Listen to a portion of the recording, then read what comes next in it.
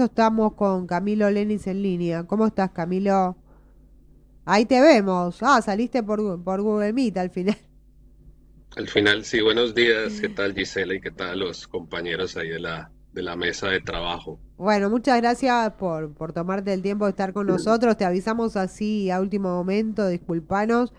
Así que bueno, Camilo, contanos un poco qué está pasando en Bolivia.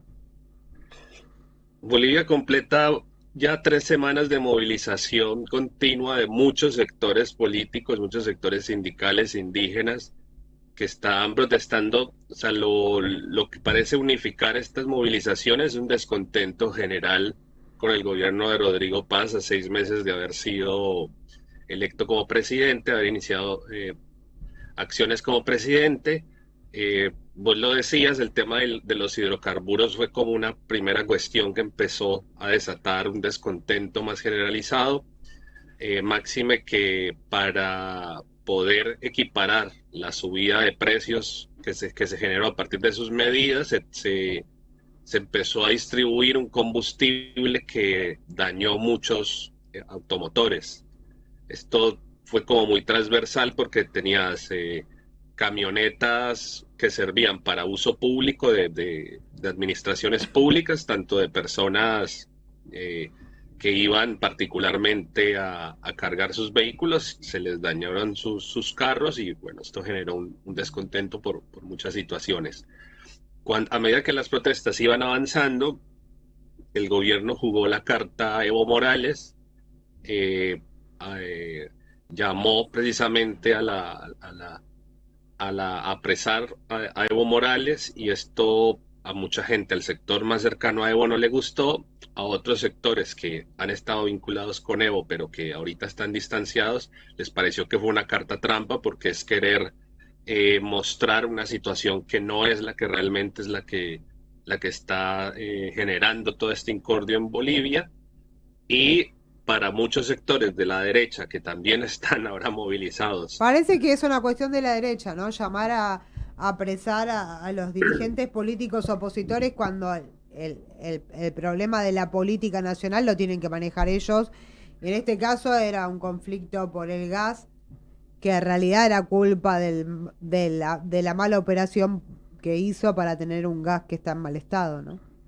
Sí, el tema ahí está en que ya tenés sectores de derecha que están muy descontentos. Esto en Santa Cruz, más que nada, están descontentos por la gestión de Rodrigo Paz.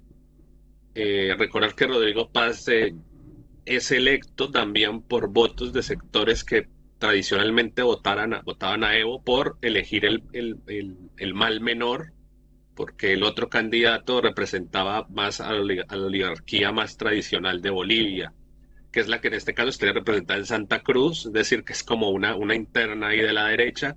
Están diciendo Rodrigo Paz no está haciendo suficiente para frenar las protestas y los bloqueos que evidentemente ya están generando desabastecimiento en muchos lugares de Bolivia. Ya se reactivaron unos grupos de movilizados en motos, que muchos de ellos son de origen croata, eh, que son básicamente grupos paramilitares que atacan a los pueblos originarios. Ya se reactivaron otra vez. Esto sucedió en el golpe de Estado de 2019. Ya están otra vez activos atacando gente.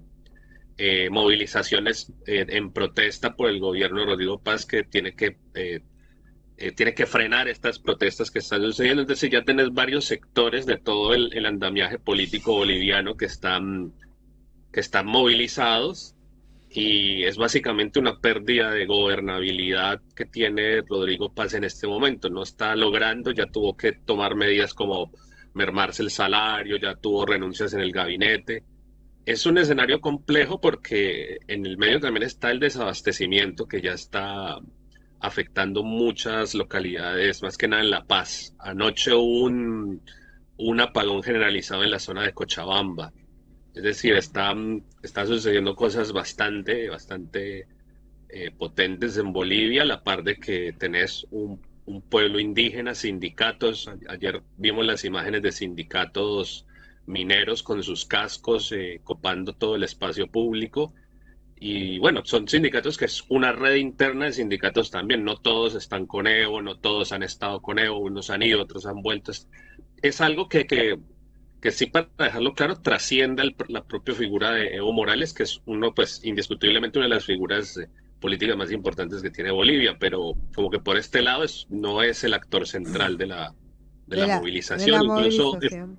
esta Claro. mañana incluso vi un grupo de indígenas que estaban movilizados, enojados por Evo, porque dicen que esto es culpa de Evo porque Evo, al haber sido proscrito, llamó a no votar y esto inevitablemente generó que la derecha tuviera todo el campo para poder crecer. Entonces le están, un grupo, claramente un grupito, no todos, un grupito, ya está culpabilizando a Evo de esta situación. O sea, ya estamos en una amalgama de situaciones en Bolivia. Es ya algo Claro, ya bastante complejo. es un descontento generalizado por un montón de luchas que hay a nivel de avasallamiento también de derechos como pueblo y se mezcla una cuestión que utiliza bastante la derecha, que es a acusar a los opositores. Y también los sindicatos no es que pertenecen a un partido político, eso también porque me parece de bueno que estamos acá en el programa de Buen Capital con vos y además también pasa en Argentina, ¿no? A ver, el sindicato tiene que defender a los trabajadores y si un gobierno genera más puestos de trabajo y le da mejores condiciones, por supuesto que esos sindicatos lo van a apoyar porque su función no es una cuestión tan política, sino una cuestión más de defender a un gobierno que defiende sus propios intereses y defiende los intereses de los trabajadores por ende. Entonces me parece que siempre hay una delgada línea de mezclar las cuestiones, ¿no? O sea, la verdad que, bueno, también me hace mella esto que nos está contando Camilo, ¿no? Que, bueno, Evo estaba proscripto, llamó a no votar.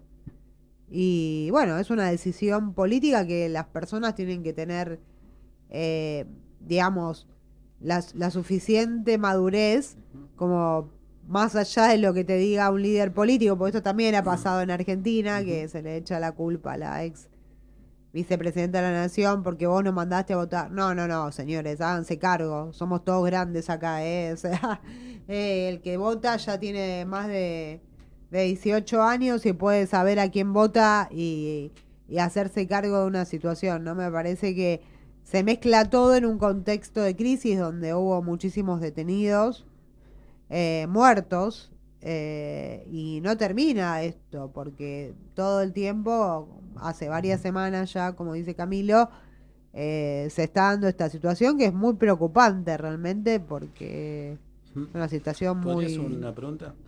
Camilo, tengo una consulta acá, Beto, de Buen Capital. Eh, bueno, Evo llamó a votar, a no votar, ¿no? ¿No pudo presentar un candidato o el candidato no fue bien votado? Si podemos analizar esa parte. Eh, se presentaba Andrónico, que era como el hijo político de Evo. Ajá. Después se presentó otro candidato con el que Evo tuvo una interna express.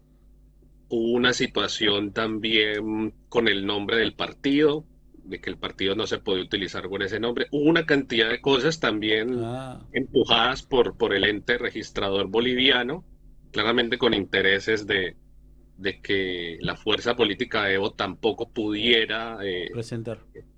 tener un buen resultado, pero sí, en mi opinión, hubo un problema en la conducción política del movimiento boliviano. No generaste cuadros Ujú. y los pocos que generaste los trataste de implosionar. Entonces, la verdad creo que fue un mal timing de Evo como dirigente en esta última elección, sin desmeritar todo lo que ha hecho Tal cual. por Bolivia, ¿no? Nos pasa igual acá también. Acá no tenemos, como decía, no tenemos alguien que diga, bueno, este es el próximo candidato, ¿no? Estamos en una interna que no sabemos quién y en vez de bregar la unidad nos pasa justamente lo mismo. Hoy, para la próxima elección, no tenemos candidato firme, ¿no? Y si se postula un candidato, le están pegando a ese candidato, pa. Y si sale otro candidato, se le pega a ese otro candidato y así sucesivamente. Creo que es parecido a lo que ya ha pasado ahí. Espero no de este lado no pasar lo mismo y poder tener un candidato propio y que de última manera lo que que como hoy hablábamos justamente, el enemigo es otro, no lo que estamos de este lado, ¿no? Pero ahí se entiende un poquito mejor por qué la situación de Bolivia, ¿no? Claro, una situación totalmente paralela que se puede hasta tomar ciertas coincidencias en un futuro con la Argentina y con lo que está pasando, ¿no? En un montón de cuestiones. Bueno, vos sos también, digamos, si nos podés contar algo de Colombia, que sé que estás muy involucrado con el tema de. Sí, porque pues primero soy Claro, colombiano porque sos Claro, colombiano, pero también porque sos involucrado. y porque soy coordinador de la campaña de Iván Cepeda en Argentina, uno de los coordinadores de la campaña de Iván Cepeda en Argentina, ¿Nos por podés el contar para contexto. el público quién es Iván Cepeda? Iván Cepeda es un congresista colombiano que ahorita está como candidato para las elecciones presidenciales de este 31 de mayo.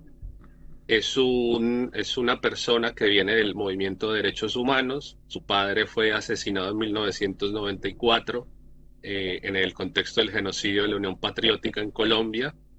Él desde pequeño, en realidad toda su familia desde pequeño tuvieron que exiliarse. Ellos iban y venían por tandas de tiempo. Ellos crecieron y estudiaron en Europa del Este, en ese momento un lugar donde muchos exiliados de Latinoamérica podían llegar dado el modelo político que había en esa zona. Entonces es un filósofo de la Universidad de Sofía en Bulgaria. Es una persona que ayudó en la construcción del movimiento de víctimas del terrorismo de Estado en Colombia y ha sido congresista desde el año 2009. Es una persona que tiene grandes instancias en el poder legislativo, donde incluso ha sido la única persona que ha podido llevar a instancias de juicio a Álvaro Uribe Vélez. Es una persona muy inteligente y que tiene todo este contexto de las víctimas, pero también del diálogo, porque mientras unos eligieron, no hablo por las víctimas de los grupos al margen de la ley, eligieron irse por un camino de securitivista, de paramilitarismo, de todo este tipo de cuestiones que generó más terrorismo de estados. Iván Cepeda lo que hizo fue construir en torno a la reivindicación de las víctimas y por supuesto de un país que pueda ofrecer garantías para que toda persona pueda desarrollarse bien y en paz. Es Claro, esto. justamente eso es algo que nosotros, gracias a Dios, no lo tenemos en Colombia, la violencia y las muertes, o sea, son, digamos, el riesgo de la vida humana es muy superior en este sentido, ¿no? O sea, que Iván Cepeda representa los valores digamos, de un progresismo.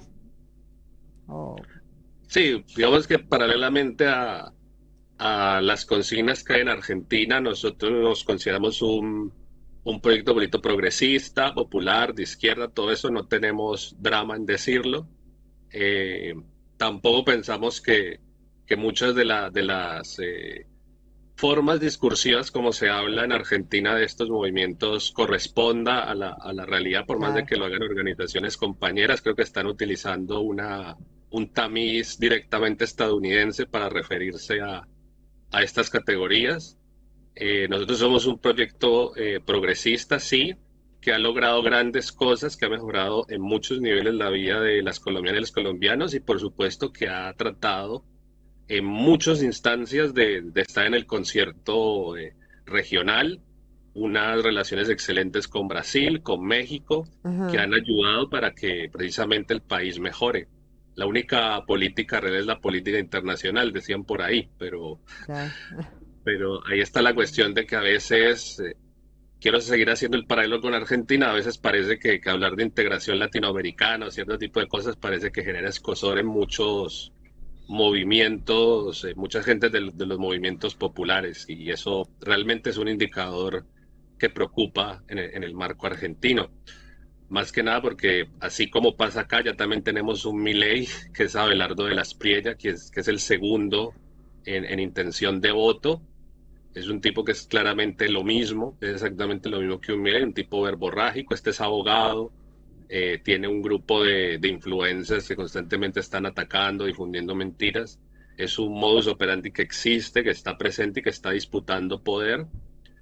Y básicamente contra él es que se va a generar la contienda. Hay una tercera fuerza que sería Paloma Valencia, que es la candidata de la derecha más institucionalista, que Ajá. quiere mostrarse como centro, un centro dialogante, pero pues eso te juega en contra porque quiere ser de centro, pero la derecha más reaccionaria se va a ir con Abelardo y el centro, la gente más progresista, no cree en un discurso de derecha. Ajá. Entonces, el Claro. uribismo licuó su candidata, lo cual es muy, muy particular. Pensar en una derecha post-Uribe ya es muy particular, pero está sucediendo. Y después dos candidatos más que son de centro que realmente quedaron muy abajo. Y Iván Cepeda por ahora lidera las encuestas, todas las encuestas las lidera Iván Cepeda. Se espera lograr una elección buena en primera vuelta. Para ganar en primera vuelta se necesita el 50% más un voto. Ah, mira. Ah, Eh, bueno. es, es ¿Mm? complejo, pero está la confianza de dar una buena elección. ¿Cuándo son las elecciones? Este 31 de mayo, Ah, pero en ya. Buenos Aires estamos votando desde el 25. ¿En dónde votan acá en Buenos Aires a todos los colombianos De que... lunes a sábado en el consulado de Colombia en Argentina sobre Carlos Pellegrini. Es muy bueno que Y los inmigrantes que están, los compatriotas que están viviendo en este país Puedan votar. puedan votar, ¿no? Me parece sumamente interesante de que se acerquen ahí al consulado. el domingo se vota en sociales, en la UBA, Ah, en mira. Santiago del Estero. Está Sobre bien Santiago del eso. Estero. Ahí son las elecciones el domingo porque son más mesas para votar. Yo de hecho soy autoridad de mesa, cuelgo aquí y voy para el consulado a A trabajar. soy testigo electoral. Entonces mi labor consiste en vigilar de que no hayan anomalías en el proceso, enviar los datos a Colombia para nuestra fuerza partidaria Ujú. y nada, y el domingo tendremos nuestro búnker a esperar unos muy buenos resultados. ¿Tenemos un boca de urna ya, más o menos, o no? No. Imposible porque se están votando solo en el exterior. Ajá. Y los Claro. resultados en el exterior, o sea, si suponemos hablar del resultado de las mesas de Miami, sale el diablo a llorar. Claramente son lugares que tienen una presencia muy, muy, muy potente de sectores muy reaccionarios Ujú. de nuestro país. Eh, la pelea realmente está en Colombia, o sea, en las legislativas sí el voto en el exterior genera unas posibilidades más potentes, porque con pocos votos puedes lograr meter un candidato o varias sillas. Aquí tuvimos una muy buena elección en marzo, este marzo que fueron las legislativas, más del 40% de los votos, y, y Bien. pudimos colaborar para que dos personas llegaran al Congreso directamente con votos desde el exterior. Entonces fue una elección positiva, igual que somos mayoría simple en las dos cámaras. En Senado somos la fuerza más votada y en la Cámara también.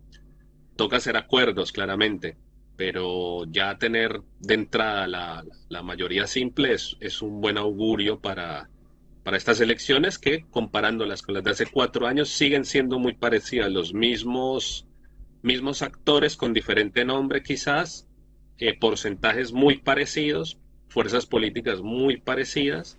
Entonces, bueno, estamos a la expectativa de que alguien que suceda el proyecto político que ahora tenemos con Gustavo Petro pueda continuar. Buenísimo. Bueno, Camilo, muchísimas gracias. Entonces, recordarle a dónde tienen que ir a votar a los compatriotas que están acá, los colombianos que están en Argentina. De lunes a sábado en el Consulado de Colombia en Argentina, acá en Ciudad de Buenos Aires, con cédula de ciudadanía en mano.